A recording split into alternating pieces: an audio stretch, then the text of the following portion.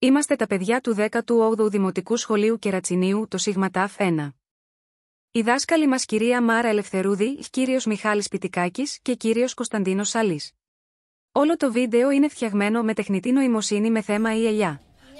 Πριν 20 χρόνια φύτεψαν την ελιά. Του 18ου τα παιδιά ψήλωσαν κατά πράσινα κλαδιά. Κάναν τα φύλλα μια σφιχτή αγκαλιά.